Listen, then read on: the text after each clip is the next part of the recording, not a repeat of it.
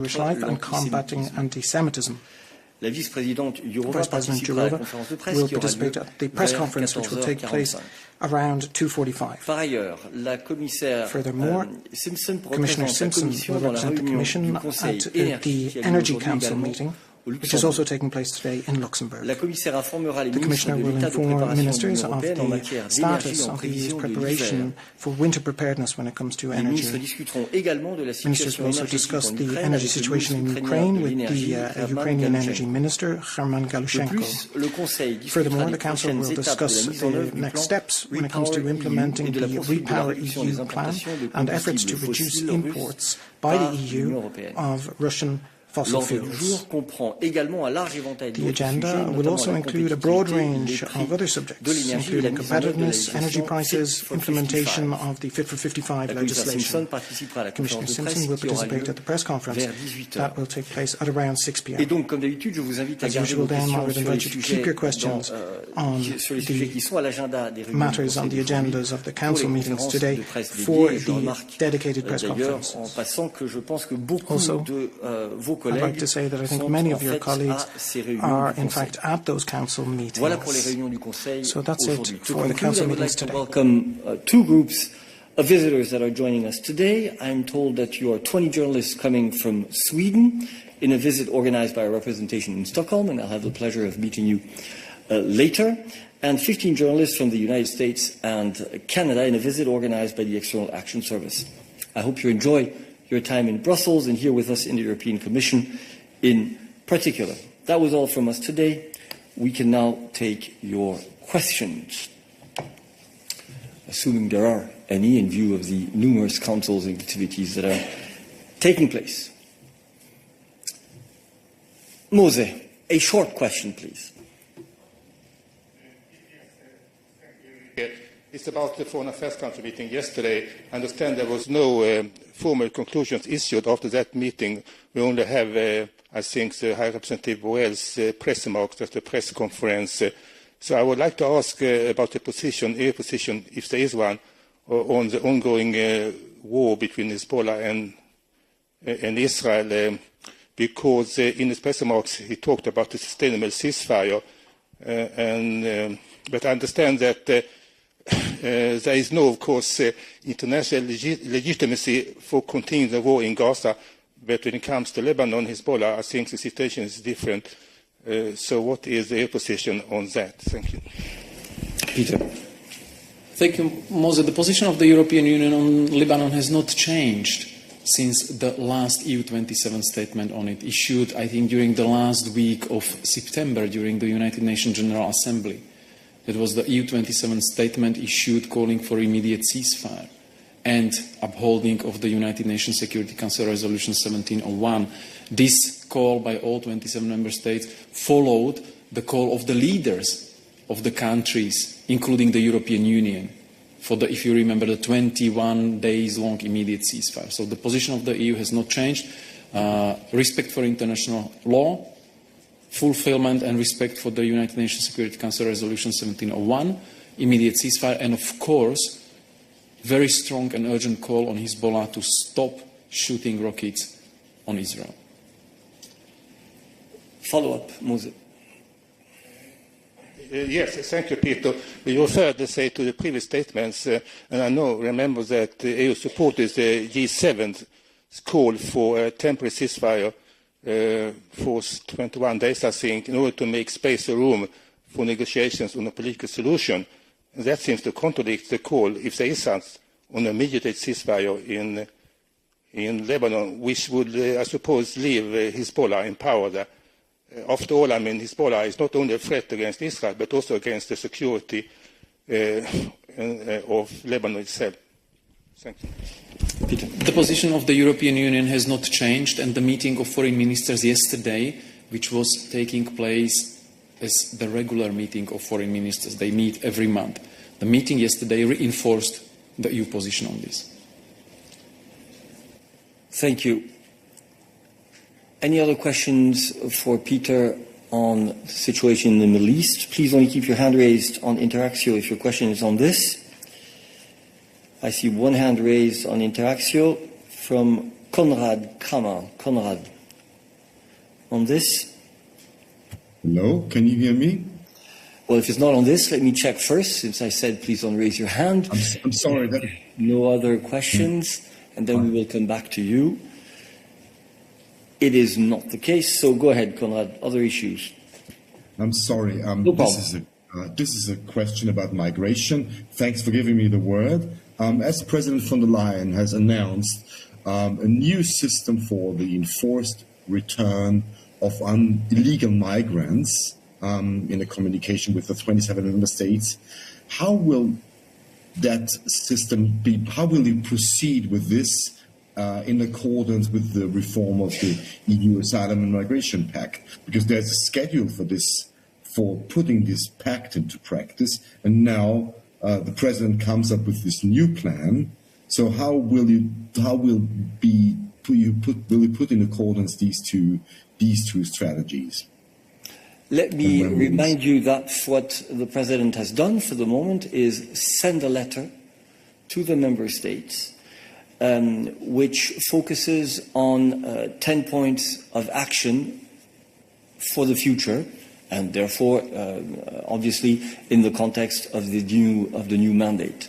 So you have, on the one hand, the implementation of the agreed legislation, which is the Migration and Asylum Pact, and on the other, the reflection on a certain number of areas. By the way, the very, very first point in the letter that the President has sent to the members of the European Council is precisely speeding up the implementation of the pact. But she says, alongside the implementation of the pact, we need to continue the work in a number of areas, or to start the work in a number of areas. You remember that the Commission has been acting when it comes to migration on two legs, if I can put it that way.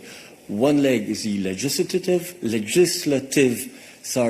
part, which is the Migration and Asylum Pact and all the regulatory texts and laws which are included in that. And on the other, it is action on a series of practical issues, in particular, for example, action plans on the diverse routes that migrants take to reach the European Union, the external dimension of migration with agreements with partner countries, etc., etc. So we have two legs, and this is what we will continue. The letter is very clear on what are considered the priority areas for action, but now, of course, it is for the leaders to discuss the way forward based on the letter that the President has sent. So it's not today that I can provide you with details on how exactly we'll be moving forward, since this is a document which will be the subject of a conversation with the leaders. Bruno.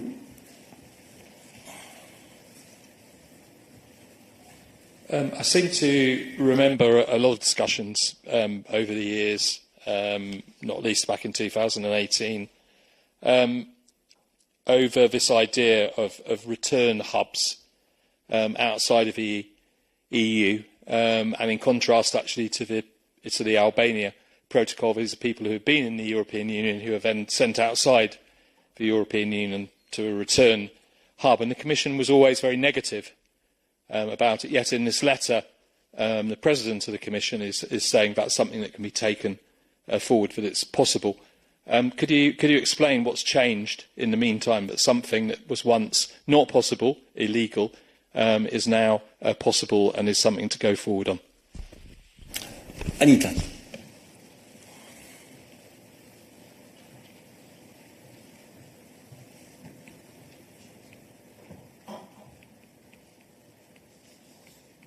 Thank you, Bruno. I think we need to start again with the context, and Eric already started in this regard to outline the main priorities of the Commission, but also as highlighted by the President in the political guidelines. You will see a specific paragraph in her guidelines, and also in the way she has tasked the incoming Commissioner on Home Affairs in terms of accelerating, strengthening the work on returns. Because indeed, as a part of a functioning asylum and migration policy, those who have no legal right to stay must be returned, And a lot of progress has been made, actually, in this regard. We have an EU return coordinator. We have a high-level return network where the EU return coordinator is working with the member states also to ensure that we optimize the use of Frontex support and that we exchange practices and experiences in this regard.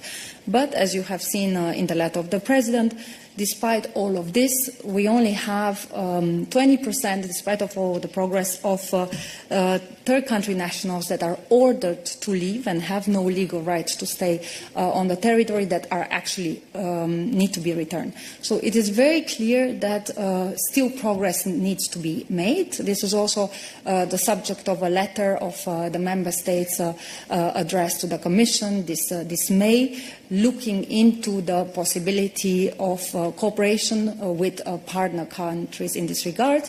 And as Eric also has said it right now, this is the subject of this reflection that will be discussed at EUCO. Follow-up, Bruno. Yes, thanks for that.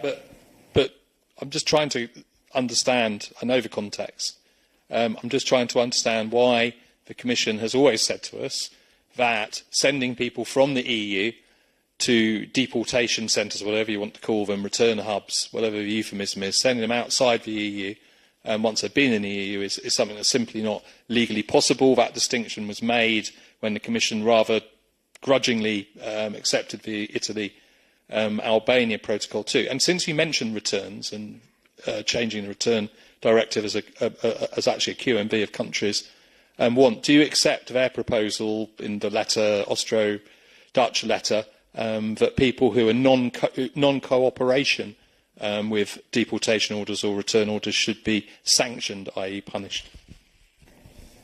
So, yeah, Bruno, I think you need to really pay attention, as all of us, on the way you use specific words. Yes, so that's number one. Number two, in terms of what is legally possible or not. So it is currently not possible on the EU to have this option right now. So to make such a model possible, the EU law would need to regulate the forced return to a third country, which is not the country of origin. So in our assessment, the current rules do not foresee this. So this is, however, nevertheless foreseen in the Council position on the draft recast return directive. And once more, in view of the need to reflect on legislative changes, also in view of the letter of member states, this is something that we are currently looking into. Thank you. Any other questions for Anita on migration? Mose. Well, I think this question is also related to the issue raised last week about this investigative report by Lighthouse Reports about the forcible return of refugees from EU-funded so-called removal centres in Turkey. And we never got, let's say, your view on that, because the question was then whether it at all was legal to forcibly return refugees to a country, in this case, I mean, Syria, but also Afghanistan, which generally are not considered safe, at least not by United Nations. No, I'm sorry, Mose. There was a full discussion on the report and the Commission's position on all of those dimensions in the press room after the report came out, and we have nothing to add to that. Any other questions on migration for Anita? That is not the case. I see that Konrad has another question, perhaps. Go ahead.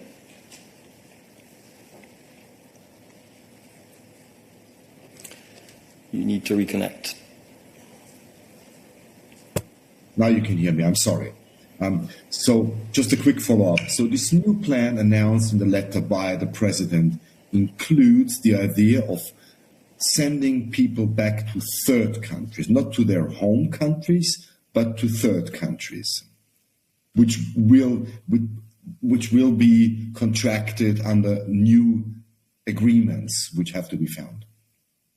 I believe that the letter is very precise and abundantly clear. This is about creating so-called return hubs in third countries with whom the European Union would have agreements, for migrants whose right to stay in the EU has been rejected, while they're waiting to be returned to the country that they came from.